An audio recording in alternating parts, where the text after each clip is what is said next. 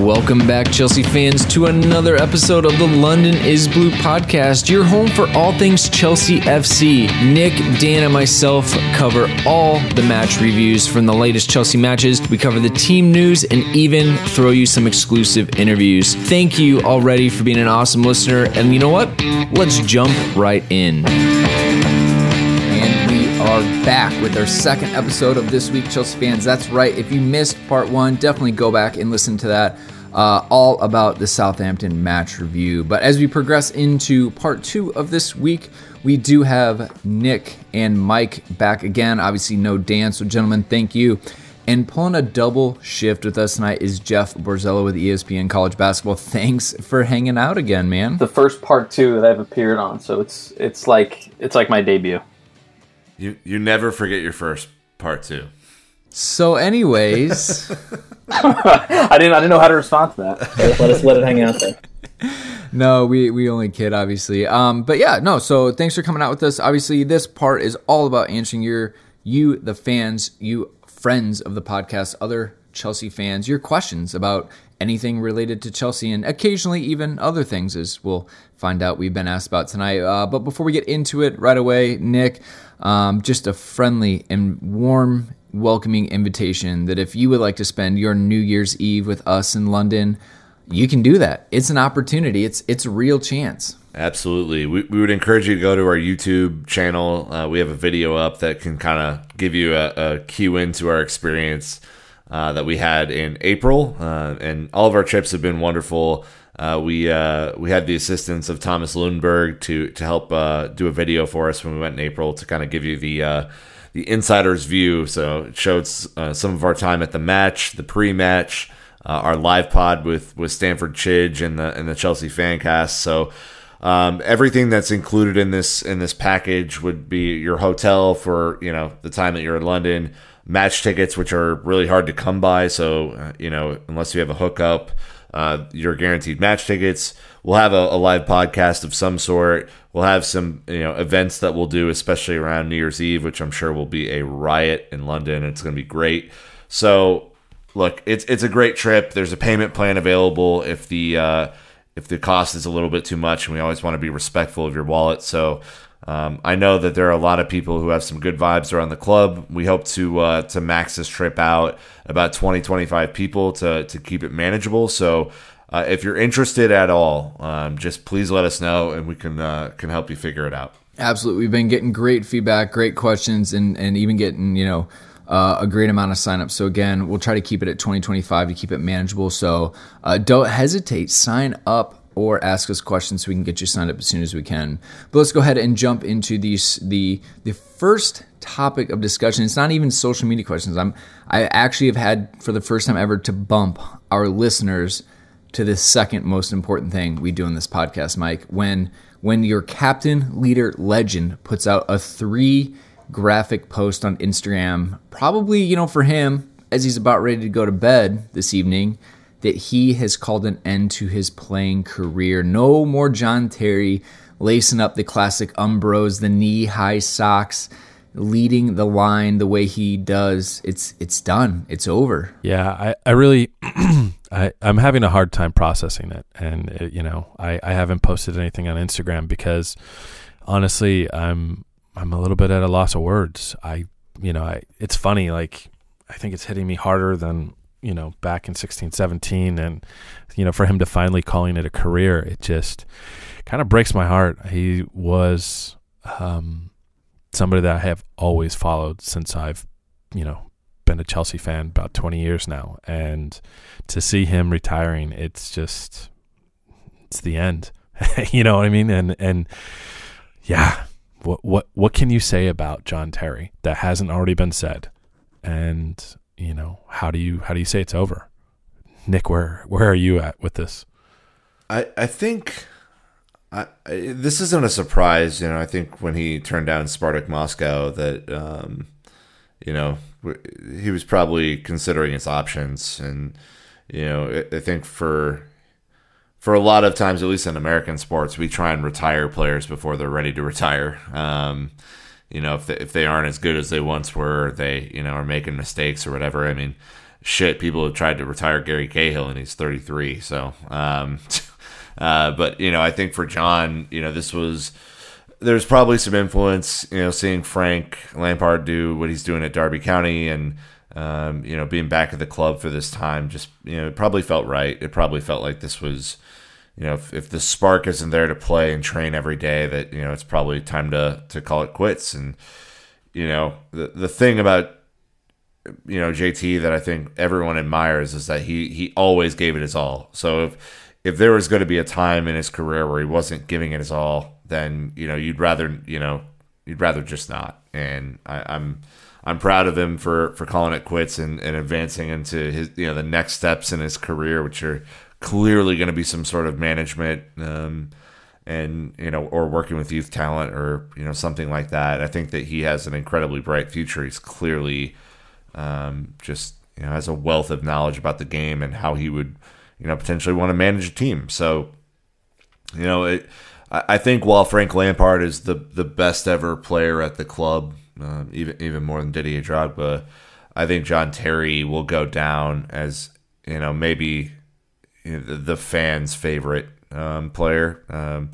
Even though I personally think that Frank, did a lot, not a lot more, but did a lot to kind of secure his place with the amount of goals and important goals he scored. Jeff, John Terry is clearly the fans' favorite. He's one of us. He came through the academy, and the thing that he has on his mark is he's really the last youth player to do that. Yeah, I mean, it's just there's so many. It's just like I was trying to think of the most memorable moment of his or anything like that, and there's just so many. And he just had such a long Chelsea career, and it's like when Lampard said he wouldn't play for another English club, and then he played for City and scored, and I could never picture Terry doing that. Nothing against Lampard, it was too it was hard to think of Terry actually putting on a different Premier League shirt and coming to Stamford Bridge from a different team, and it wouldn't have felt right if he had done that before he retired. So from a selfish perspective, I think he retired at the right time.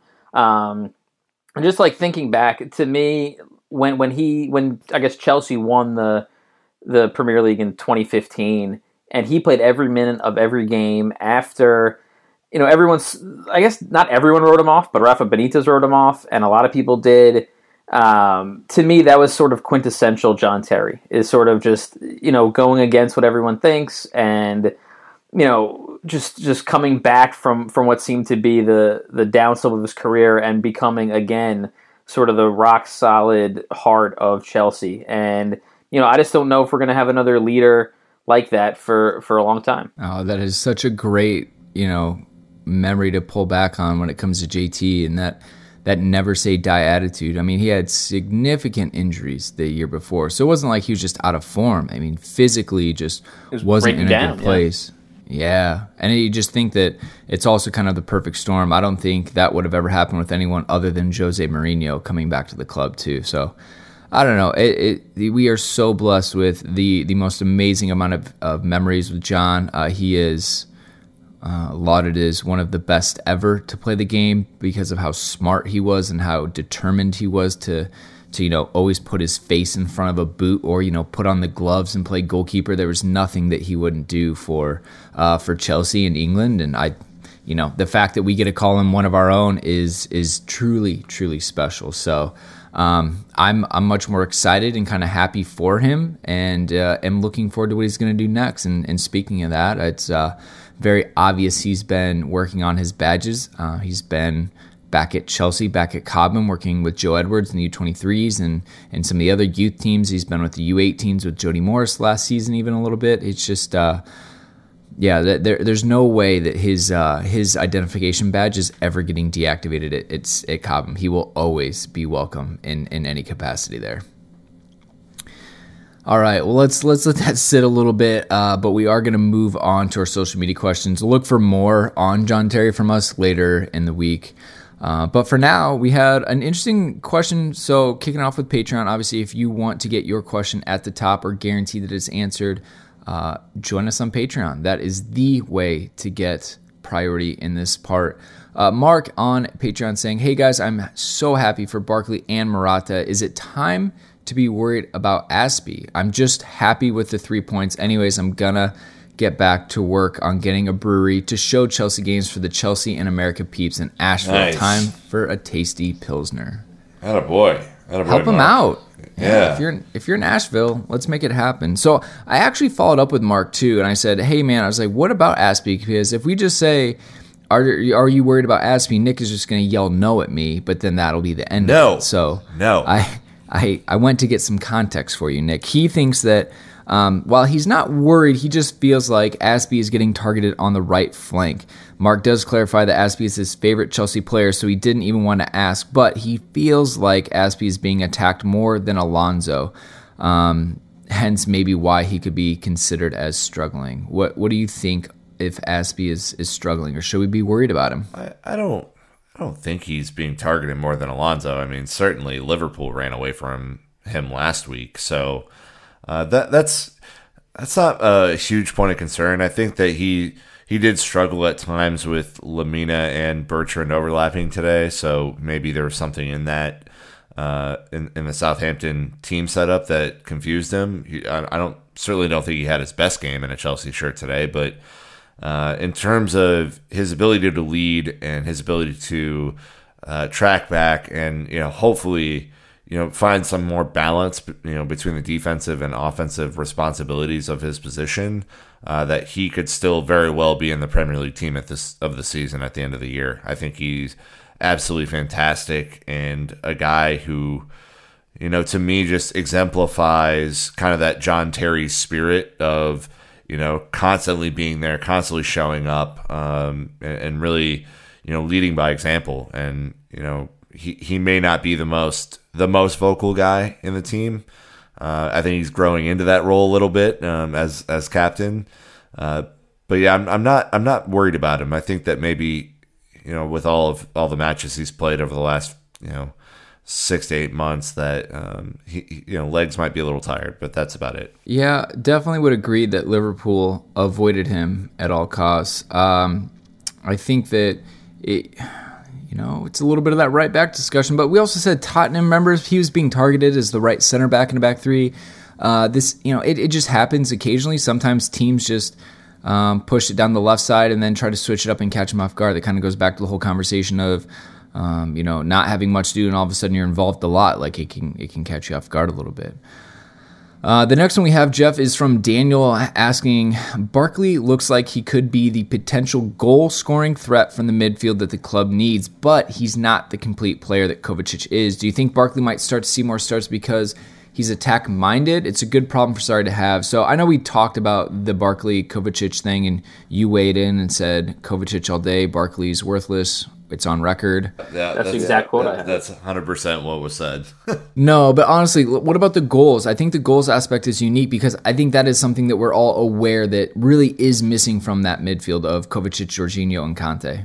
Yeah, I mean, I think Barkley, and we saw when he was at Everton, he clearly is not afraid to shoot from 20, 25 yards out. And, we've seen Kovacic have the ball there. He doesn't take a shot. Jorginho had the ball. I mean, Southampton was letting him have the ball 25, 30 yards from goal all day, and he wasn't taking a shot. Conte, obviously, not going to shoot from there. So, we basically have that whole area right outside the box where teams, if they know we're not going to shoot it, they could just play off and force Chelsea to go through them, go over the top, go around them. And that's what we talk about when Chelsea is having all this trouble scoring against teams that put 10, 11 guys behind the ball. Barkley is somebody that he's not afraid to shoot from there, and he'll get it on target, and it might go into the second deck the first time he shoots it, but he's not afraid, and at least they have to come out and honor that and I guess acknowledge that he could shoot it there. So to me, I think there are games where he's going to be better to have out there than Conte or Kovacic, and it's just the fact that he's not afraid to take shots. And we saw it today. He got a couple of touches where he looked up and looked at the net and looked like he was going to take a shot on goal. So I think it's like Daniel said, it's a good problem for Sarri to have. And depending on the opponent, I think Barkley and Kovacic could be rotate or play together or anything like that. But I do think Barkley brings a little bit something different, that eye for goal that very few of our other midfielders have. Yeah, no, there's no doubt about it. I mean, Mike, obviously we're just talking about Lampard a little bit in the John Terry piece, and your mind is running through all the goals that man had. I mean, holy smokes.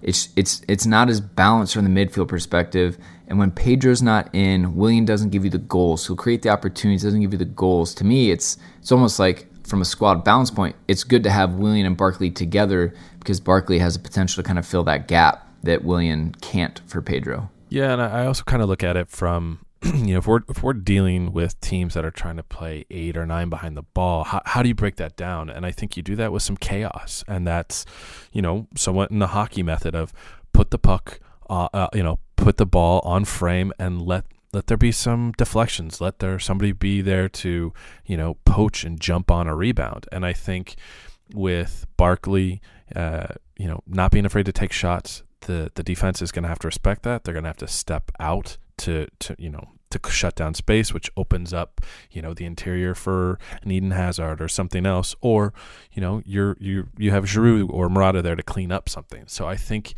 there's too much. We just pass the ball around on the perimeter of the 18-yard line too much, too often, and it doesn't do anything.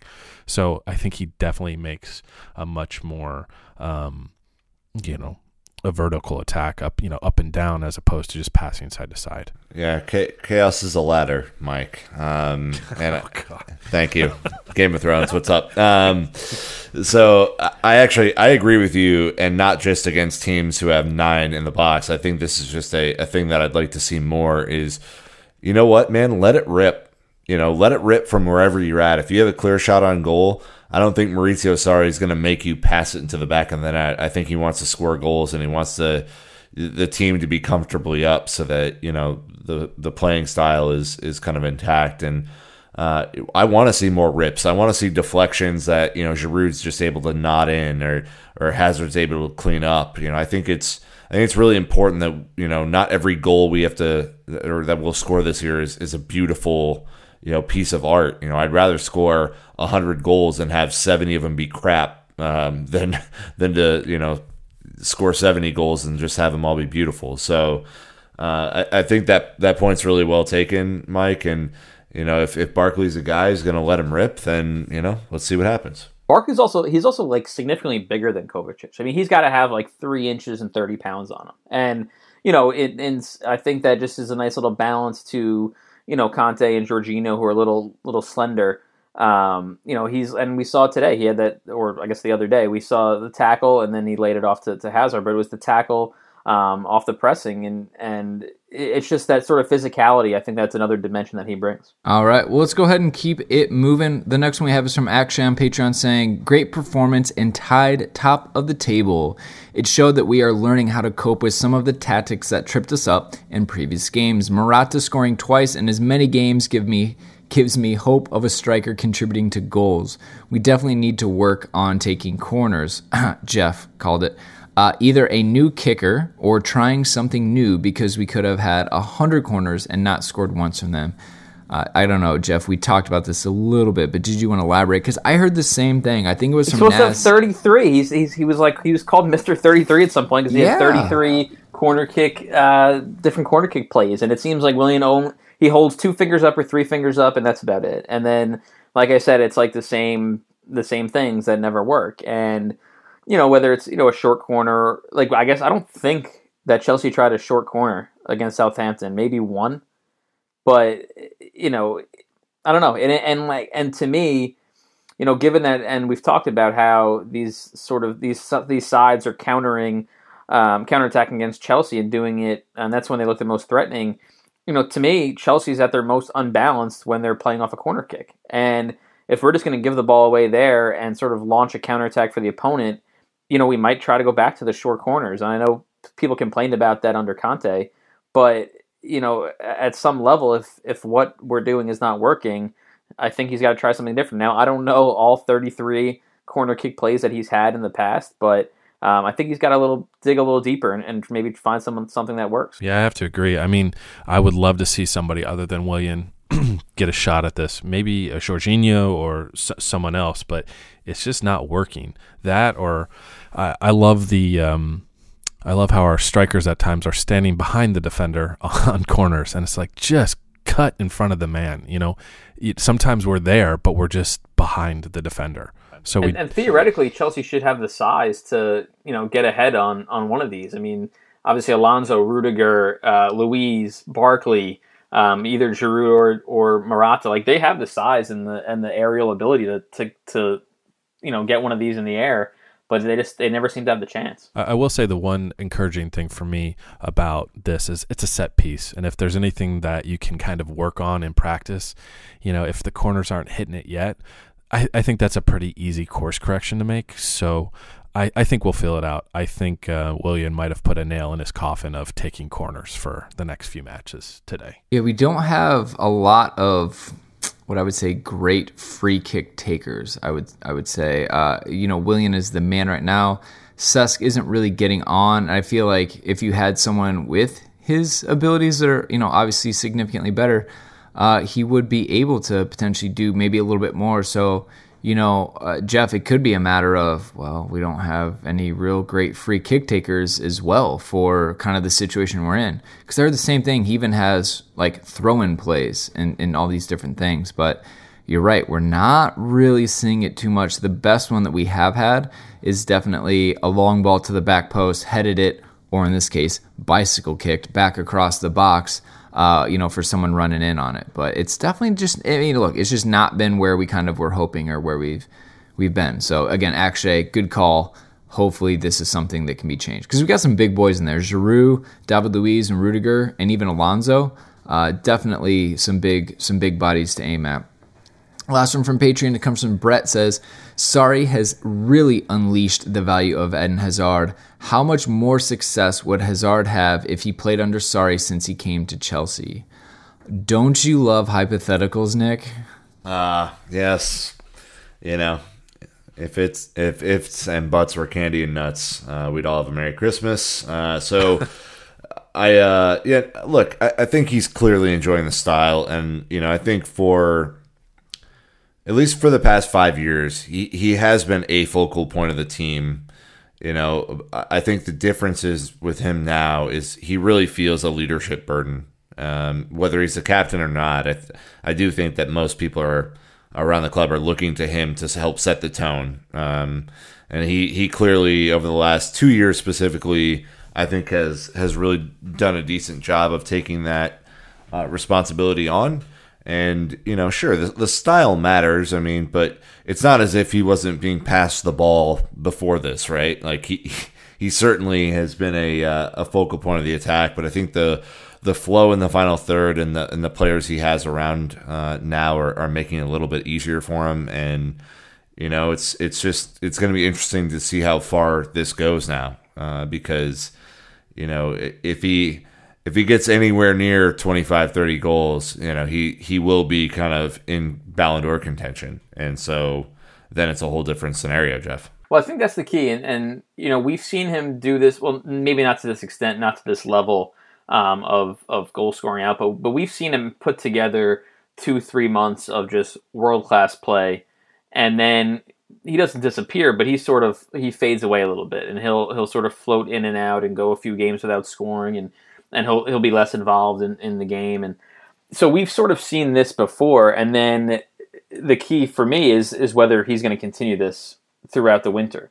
And if he keeps playing like this, he's going to be the best player in the Premier League, and he is already. But it'll be no competition. And in the past, there's always been a debate just because he doesn't put together 8 straight months of just world class play. And so to me, that's the key, is that we've seen him come close to this before. He just hasn't done it sustained over 5-6 months. So whether he continues it for the next throughout the winter and into the spring, to me that's going to be the key. Yeah, if I could jump in, I kind of want to say I wholeheartedly disagree with you, Nick. I love you, man, but I don't think this has anything to do with responsibility. I think this has to do with 100% of lack of responsibility. He's getting on the pitch, and he has a manager who says, don't track back, don't do what Jose or Conte told you to do. Go ball, go have fun, take this round thing and kick it, in the net, and you do you. And I think some of that lack of pressure, or the ability to say, you just do you, we'll form, tactics around that to allow you to excel at your best. I think that's what we're seeing, that, bring the best out of him as a player. And I think a little bit with having Kovacic there and, kind of being a whipping boy at times, absorbing a bunch of those fouls. I think, Jeff, that to me, I think that's how we'll see him get through the winter months to, cut down on some of those, nasty fouls. I think it helps that, Chelsea have 70% of possession every game. So, when it was 45, 50%, even if he was not told to track back, which he was, but even if he wasn't, he would be playing without the ball. He'd have to be on the back foot for half the game. And now, Chelsea have the ball and they're on the front foot from second one. And, they're pretty much in control for 75, 80 minutes. And again, that plays to his strengths. He doesn't have to be an outlet or anything like that. He could just, sort of float around, get the ball here. Kovacic can step up, or Barkley can step up, and he can just float and just be wherever he wants without any fear of Chelsea being without the ball for 5-6 minutes at a time. Yeah, almost takes pressure off of him, and knowing that, if he doesn't make it in this magical run, that he'll have 3, 4, 5, 6 more chances. So can I quickly say, like, I do think the responsibility matters. I think him being a captain for Belgium, clearly, he upped his game, and whether that's a coincidence or not, I'm not sure. But to me, there are some people who, feel that pressure and shy away from it, and I think he's really developed into, a focal point, not only on the pitch in terms of talent, but in the way that he's at least helping to lead the team or be part of the leadership group of the team. So that's the reason I say that, and I don't think the difference between him in 2014 and him now is just a complete lack of responsibility. I think that he's taken on more along the way. Maybe more ownership than leadership. I don't know. I mean, I'm not in the locker room, so I can't say that conclusively. But it does appear that even in small things like going up to the referee, in a group scenario and being like, "Hey, man, what the fuck? Like, we're getting fouled all over the place. Can you figure it out?" Instead of 4 years ago, he would just kind of quietly lace up his boots and get back to business. I think he is really taking on a leadership role. All right. Well, that was good. I mean, I'm interested to hear what our listeners think. It's a tough topic. I mean, a lot of people like the question, how much do you want to put on Eden Hazard's plate? Sarri's already put 40 goals. He already is taking the leadership on the field from like a, it's his responsibility to make sure Chelsea wins. Does he even need the extra responsibility? I don't know. It's a really interesting thought and discussion. So if you want to jump in, again, social media, Instagram, Twitter, Facebook, hit us up. Feel free to always email us as well, and we will get back to you on that. Transitioning to Twitter questions now, at 38 Blues, our man Corey saying, what about an obtainable striker in January? Apparently he thinks this is a problem position for us. I don't know why. He says, would Josef Martinez at Atlanta United be an option? Arsenal just got a bargain transfer in January for Almiron, both dominating players in the MLS. Nick, I think if you went head-to-head in rock, paper, scissors against Mike, you might come out on top for better MLS knowledge, but I'm going to let you guys battle this one out as well. What do you think? Obviously, Atlanta United is just dominating the MLS in their approach and their strategy and recruitment, whatever. Almiron going to Arsenal, do you think it's just as easy for Martinez to come to Chelsea? I mean, I think he might be semi-affordable. And he's clear, I mean, and this is with all plaudits to the MLS, I think he is an incredible player on that level. I'm not sure that he's Chelsea level, or the needs that we would have there if he would even fit the system. I don't watch a ton of Atlanta United. I just know that he's pretty clinical in front of goal. So if that's what we're looking for, then potentially, Mike. I mean, I'm not sure how you feel about Josef Martinez. Well, I think the MLS is bullshit. Jeez, dude. Jeez. It's my hot takes, and speaking of the MLS, I got to give a lot of credit to JT for I think finishing out his career at Villa, and not coming to the U.S. because he could have played here for another 3 to 4 years, and I don't believe, I have zero faith in the MLS. It destroyed our national soccer team, and it's not doing anything. And I don't think they have a chance of competing in Europe. So I want to see us, the answer to our problem is a world-class striker. And we're probably not going to get that in January. And I would love to see somebody who's proven in England, because I think too often we try and pick up somebody, give them time to adjust. We need to get somebody who can play in the league that we're in. And I think January is going to be really, really tough. So, the best answer is hoping that Murata continues to do what he's doing and find his way in the system, and not buy some MLS player and try and make it work in England. I'm not telling you MLS is the greatest league in the world, but it's certainly improved, and it's been a backbone of our national team for a long time, for better or for worse. It's produced. It's perfect for this World Cup this past summer, right? I'm also a proponent of just saying, look, it is what it is. I don't want to compare it to European competitions because they're roughly 100 years behind. So exactly. To me, Corey, I have the same concern of that being that big of a jump. I think you can be super successful in MLS. I mean, it's a little bit different, but think of Sean Wright Phillips.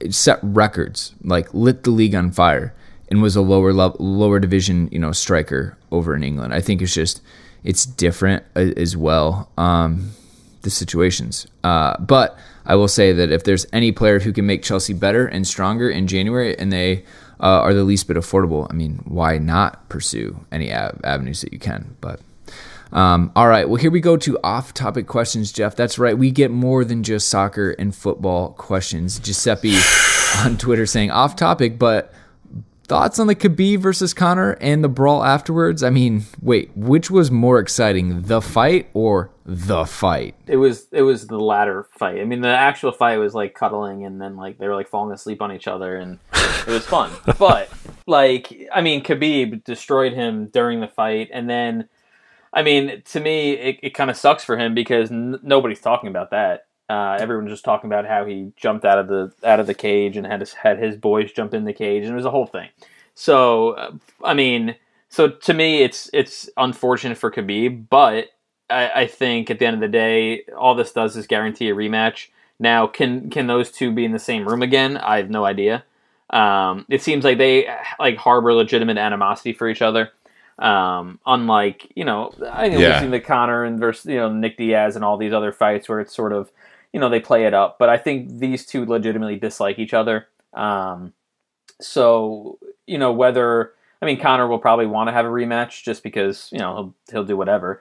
But I do think that Khabib legitimately did not want to let go of his chokehold yesterday. I think he legitimately hates Conor McGregor. He definitely hesitated. McGregor was tapping. He's like, the ref pulled him off of McGregor. But Nick, I don't want to spend too much time on this, but honestly, it's as if they put a caged animal in a cage without a top, and he got out and just started fighting anyone and everyone in front of him. Weird. I have a lot of thoughts on this, and I'm not a huge UFC fan, so for those listening who think that I'm on this high horse, I'm really not. I think just a general sports question or sports scenario would be that we get really, really, really, really, really mad in the States or in the UK, to be honest, when fans run on the pitch, right? It endangers player safety, and you're just not sure what a person's intent is when when a fan will run on the pitch. It is a whole different fucking scenario when a trained assassin like Khabib jumps in the first couple rows and starts fighting people, even if the people he was targeting are also trained fighters as a part of McGregor's crew. The UFC, Dana White was beside himself last night on this, and he should be, because when you lose the trust of the audience that they're not going to be assaulted by the trained fighters at an event, I mean, you lose a ton. And it's a really bad look for sports in general. It's a really bad look for the UFC. And, I think Khabib's kind of lucky to not be in jail this morning, to be completely frank with you. I mean, you cannot endanger public safety. I know that Conor McGregor is a douche most of the time, and that he, has this mean streak to him, and he talks a bunch of smack. But the moment when it breaks out, Brandon, from a fight inside of the octagon to something that goes into the crowd, and imagine if Matt Damon sitting front row had got knocked out by one of the goons associated with this fight. I mean, it just would have been a mess. So you just can't have it. You can't have it either way. The fans need to stay outside of the ring, and the fighters need to stay inside. You just called Khabib a goon. He's probably going to come after your ass now, too.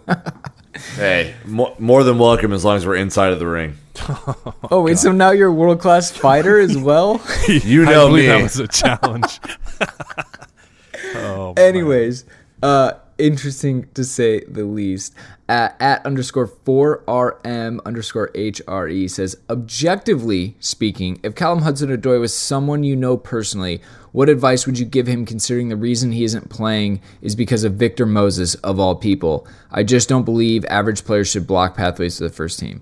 So to just break this down, we are objectively speaking about Callum Hudson-Odoi, and then subjectively speaking about Victor Moses.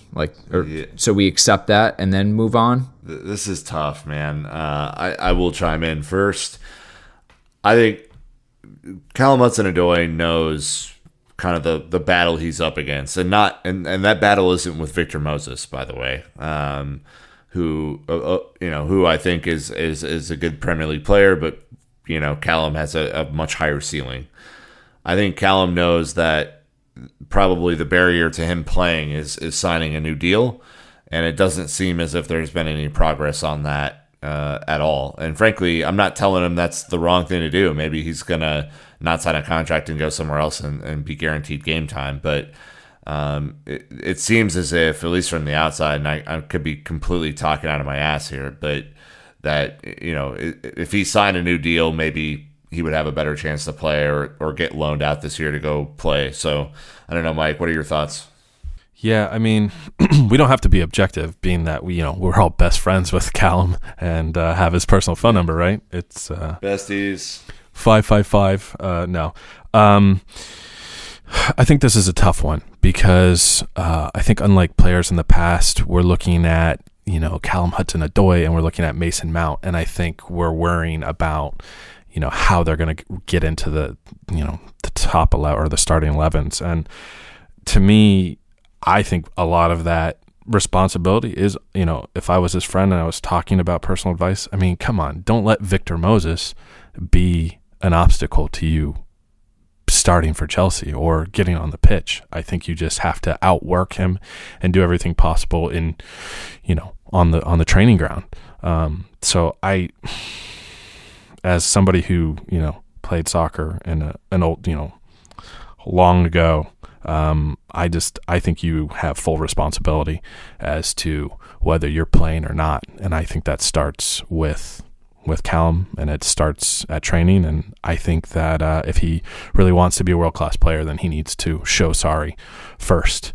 At Jeff Boston saying, how hopeful are you that Morata will, in parentheses, maybe, possibly, please, and parentheses, start scoring on a regular basis? And Jeff, any prediction on that XG plot for Morata? Is that trending upwards, staying flat, or going down?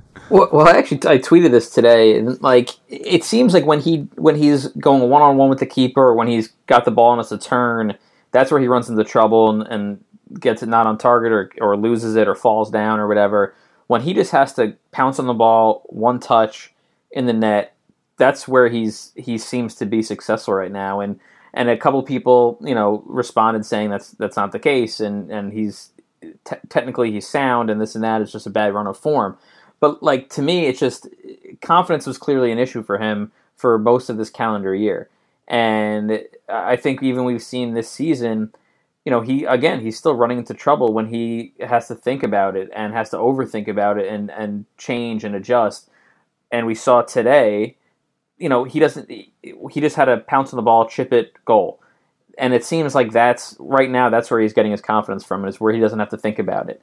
And, I don't know if a goal here and a goal during the week, maybe that brings his confidence back and he'll start, being more effective and hold up play and things like that, and getting shots on target through defenders, and just having a more well-rounded game. I just, I hope that it's just a confidence thing and that's that. But right now, I mean, if Hazard can continue to set him up for one-touch finishes, then it won't be an issue. Just got to knock him down. When they set you up, Nick, you just tappity tap tap. Go to your home. Bags your packed. home. Yeah, look, to be fair, with Morata, we talked about this last season a lot. He's a confidence guy. He's an emotional guy. These last two games did him a world of good. He just tweeted today that he's excited that he just got one to help the team. He kept it simple, right? It doesn't need to be the $70 million striker. He doesn't need to be a world record setter. He just needs to go out and keep it simple. And I think it got complicated for him last year. He had some injuries, didn't go to the World Cup, probably, was a lot on his plate. And so it seems like these last two games, he's tried to keep it really, really simple. Also, credit to him on making the runs. Very smart runs across defenders into space. He wasn't even really getting himself in those positions before. So I think that, he's taking it slowly. He's looking to progress and build up. And if he can continue to do that and not get, consumed with wearing the number 9 or consumed with who's starting, him or Giroud, and just focus on taking the chances when they're given to him, I think that in that sense, he's always got a chance, Jeff Boston. So, look, we all want him to be great and, come alive and be a great defender. Last one from Twitter at Daniel James Ainge saying, is Rudiger the best center back in the Premier League? I think he just edges out Van Dijk. Unfortunately, we don't have a center back on the podcast to ask, so... Yep. If only we did. The answer is yes. Yes, he is the best. You're super biased. You're a center back and German. Yeah, well, a World Cup winner, Antonio Rudiger. Let's keep that straight too. Are you sure that he's better than Chris Smalling? Because I'm just not 100% sure. Wait, with dreads or without dreads, Chris Smalling? I don't know what he has going on. He has kind of the shaved sides with the I don't know. I'm not a hair expert though, so if Rudiger was so good, why doesn't he have Phil Jones's spot on the English national team? That's what I want to know. Truth.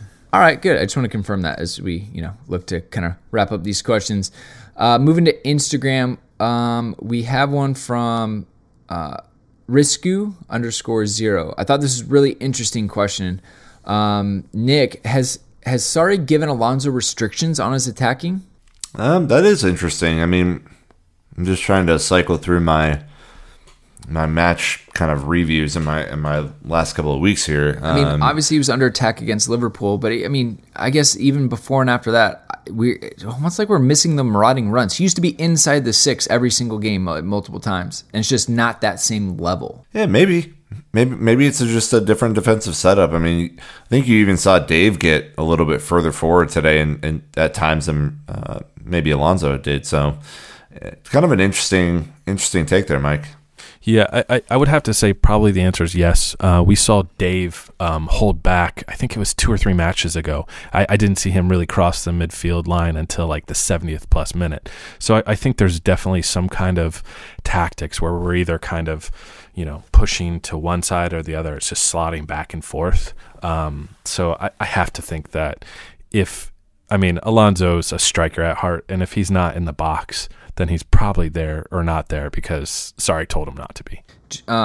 Jeff, I guess, to me, Alonso started off on fire with all those goals and assists, but everyone complained about his defensive lack of responsibility, or, he just wasn't as bothered with it.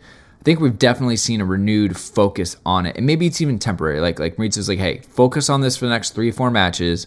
Let's get it locked down, and then we can find that happy medium of you marauding forward, but then also being, you know, a more well-rounded defender. I mean, maybe, right? Again, just throwing out hypotheticals. I think it might be also a little bit matchup dependent. You know, obviously against Liverpool, he's going against Mo Salah, and he can't make those marauding runs. It's just we're going to be too exposed at the back, and against Southampton, obviously Cedric likes to get forward as a right back. So I think it's part of it's that, and I'm, you know, if when we play United, I mean, I guess he's going to have to track back also. But, you know, I do think part of it is just who we were going against. And I think a lot of it is, you know, people expected Sarri to just bring over the exact replica of what he did at Napoli, where he had left backs were, you know, marauding forward, right back had to stay back. You know, I don't think it's that simple. I think that Sarri sees things you know, differently than we do. And I think that, you know, maybe he's altering. Obviously, like you said, Aspi went forward today. So I do think he's, you know, just maybe still trying a couple things out. And I don't think that Chelsea 2018-19 has to be the same as Napoli 2017-18. Great point. Yes, they do. You don't understand. That was in the contract. And bring it over. Sorry, no trophies. Had to guarantee. Yep. Yeah. All right. Last one at underscore Mohawk Mathur underscore saying, do you think Chelsea can win the Europa as well as the EPL this year?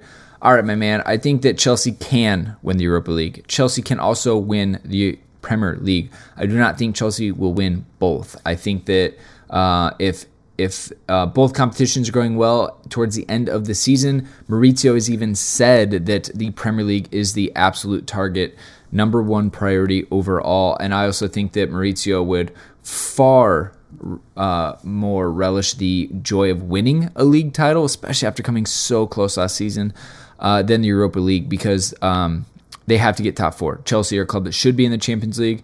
They will be in the Champions League, and that is how I think that Maurizio and the club look at it. So does anyone disagree or have any other comments on that? Nope. No. All right. Well, let's go ahead and wrap this up with a little top four watch, making sure we keep an eye on our rivals since it is an international break next week. But before that, Nick, we do want to remind all of our loyal, lovely listeners about our promotional code at World Soccer Shop. Indeed. We may even have an unboxing video coming soon, right, Brandon? Shots taken. Yep. So look for that on YouTube in the coming week or so, kind of, maybe, most likely. Go to World Soccer Shop, use our code LondonPod for 10% off of your order. So think about shipping, think about customization, whatever you would use that 10% off for. I will hopefully be having a yellow Aspie kit coming soon, so that'll be really exciting for your boy over here. But yeah, just really, really pumped about it. They're still continuing to be great partners to us, and yeah, just wanted to call out the 10% off, Brandon. That's it. All right. Well, real quick, we do a segment on international breaks called the Top 4 Watch. Essentially, there's no match to preview, so we want to just break down the top four and where we're at because, as I just mentioned, it's all that matters this season. So, Man City in first on goal difference, Chelsea in second, Liverpool in third, Arsenal in fourth. Arsenal, the team on form with 5 wins out of the last 5. Liverpool have 3 wins and then 2 draws most recently. Chelsea on 2 wins, 2 draws, and a win. And City on 4 wins and a draw most recently to Liverpool, obviously. Man City have, for the most part, been in the driver's seat most of this season. Liverpool have actually technically been in first more days so far this season, and Arsenal have literally turned around a car crash and are now fighting for the top 4. So, obviously, City drawing Liverpool after a late penalty miss by Riyad Mahrez.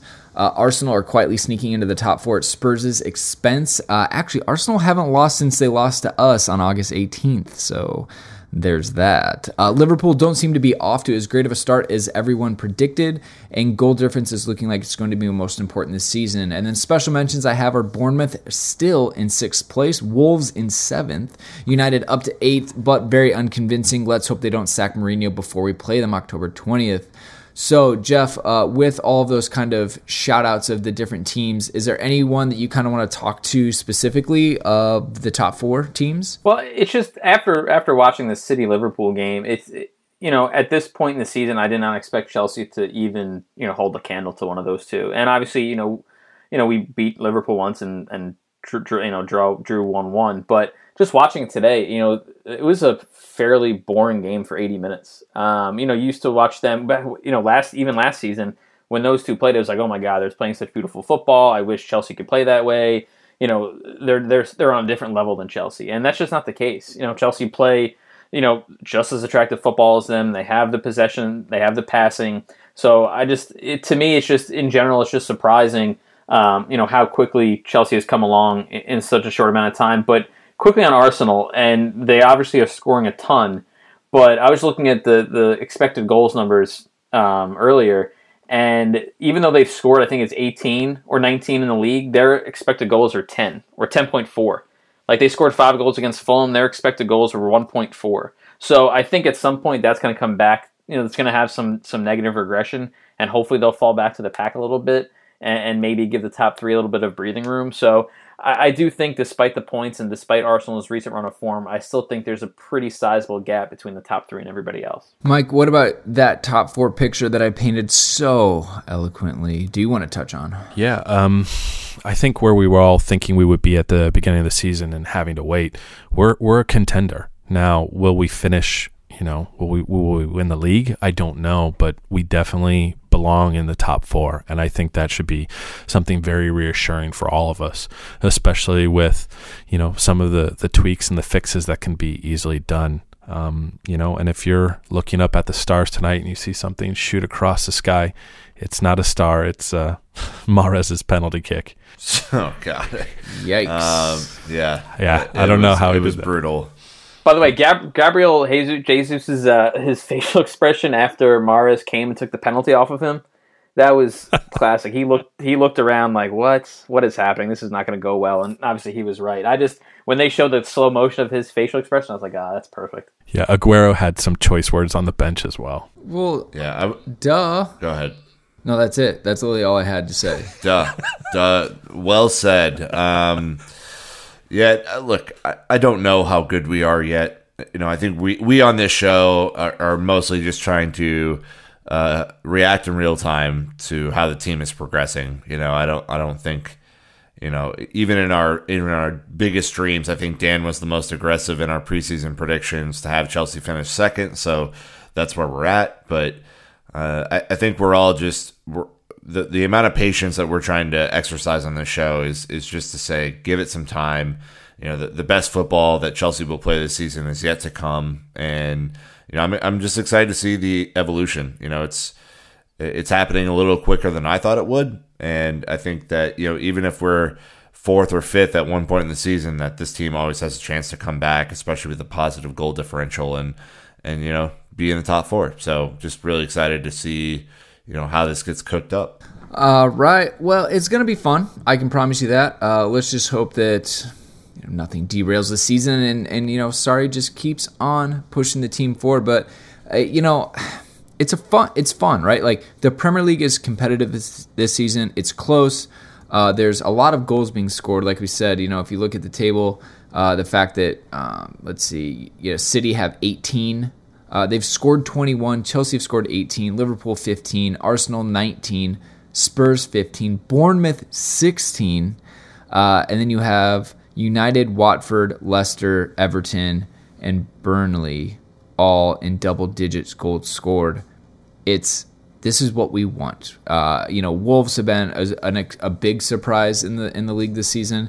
And that's what I think is best about it. And the fact that Chelsea are considered to be one of the most entertaining teams out of that bunch, this is kind of our best self, right? This is us living the dream as Chelsea fans. So I think we should just keep it going, keep the dream alive, and just soak up every single moment that we can. So with that being said, I think we're going to wrap up this one. Again, Jeff, sir, thank you for pulling the double duty. Appreciate it. I really enjoyed it, guys. Appreciate you having me on. Nick, Mike, also appreciate you and everything you do for the cause. Yeah, we're chopped liver. We get it. We love you, Brandon. Yeah. Hey, don't say it to me. Say it to the listeners. They can hear you. All right. We love you guys too. All right.